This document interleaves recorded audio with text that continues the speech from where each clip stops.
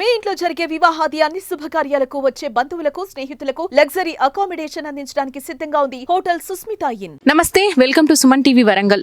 ఈ రోజు ఒక దుర్ఘటన చోటు చేసుకుందండి వరంగల్లో. అయితే గత నెల 15వ తారీఖే ఇది జరిగింది అని అయితే కొంతమంది అంటున్నారు. కానీ రీసెంట్ గా వెలుగులోకి వచ్చిన ఒక సంఘటన అయితే మీ ముందుకు తీసుకొచ్చాను.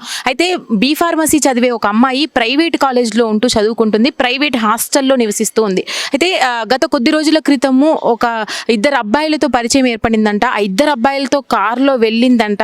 ఆ అబ్బాయిలు ఓయో రూమ్ కి తీసుకెళ్లి తాగించి దారుణంగా బలాత్కారం చేశారు అని అయితే ఆమె వాపోయి పోలీస్ స్టేషన్ కి రీచ్ అయింది. ఇది జరిగి కూడా నెల రోజులు అవుతున్నా కూడా నెల రోజుల తర్వాత పోలీస్ స్టేషన్ మెట్లెక్కింది ఆ అమ్మాయి. అయితే బి ఫార్మసీ చదివే అమ్మాయికి బీటెక్ చదివే అబ్బాయిలు ఇద్దరితో పరిచయం ఏర్పడము, హాస్టల్ దగ్గరలలో ఉండడము, ప్రైవేట్ హాస్టళ్లలో ముగ్గురు కూడా ఇక్కడే ఉండి చదువుకుంటుండడము, కాలేజ్ కొంత దూరంలో ఉండడము, వారికి ఎక్కడ పరిచయమో తెలియదు. ముగ్గురు కలిసి ఒక కార్ మాట్లాడుకొని ఓయో రూమ్ కి వెళ్లారంట. అక్కడే దారుణంగా సామూహిక అత్యాచారం చేశారంట ఆ అమ్మాయి మీద.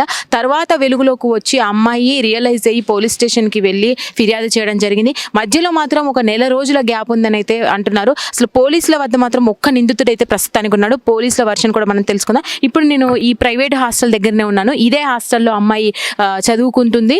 ఇప్పుడు బి ఫార్మసీ చేస్తుందంట అమ్మాయి. ఇక్కడ ఉండే వాళ్ళు కాదు, వాళ్ళందరూ కూడా వరంగల్ డిస్టిక్ లో ఉన్న భూపాలపల్లి దగ్గర ఉండే నివాసం ఉండేవారంట. ఇక్కడ ప్రైవేట్ హాస్టల్లో మాత్రం కాలేజ్ దగ్గరలో ఉంటూ ఇక్కడే చదువుకుంటూ ఉంటున్నారంట.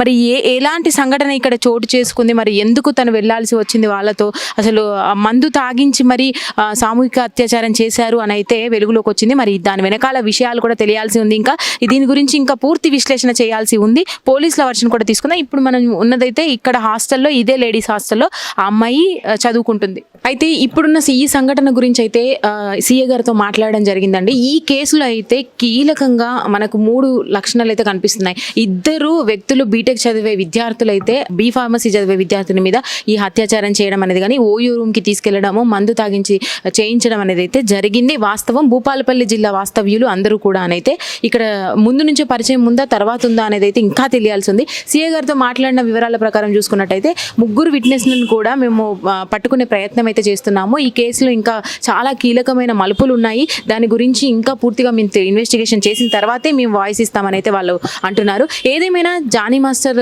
విషయంకి కానీ ఇప్పుడు ఈ గత కొద్ది నెలలుగా జరుగుతున్న ఈ సంఘటనలే కానీ సామూహిక అత్యాచారాలే కానీ బాగా వెలుగులోకి వస్తున్నాయి. అలాంటిది ఈ ఓయో రూమ్ కల్చర్ కూడా ఇప్పుడున్న సిచ్యువేషన్స్లలో బాగా పెరిగిపోతుంది. అయితే యూత్ అట్రాక్ట్ అవ్వడమే కానీ అందరూ కలిసి వెళ్ళిన విధానమే కానీ ఆ అమ్మాయికి ఇష్టం ఉండే వెళ్ళింది, తర్వాత మద్యం సేవించింది అనేది అయితే కొంతమంది వాదోపవాదాలు అయితే వినిపిస్తూనే ఉన్నాయి. అయితే ఈ విషయంలో మాత్రం ఇంకా పూర్తి వివరాలు అయితే తెలియాల్సి ఉంది. మనం కూడా వేచి చూద్దాము, దీని గురించి తెలుసుకునే ప్రయత్నం అయితే చేద్దాం.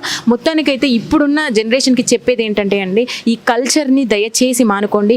అలాగే విద్యార్థులే కాదు, తల్లిదండ్రులు కూడా దీని మీద ప్రత్యేక శ్రద్ధ పెట్టాలి. ఏదైనా ప్రైవేట్ హాస్టల్స్లలో ఉంచినా కూడా వారి మీద శ్రద్ధ ఉంచాల్సిన అవసరం అయితే ఉంది. పూర్తి వివరాలు అయితే తెలుసుకునే ప్రయత్నం చేద్దాం.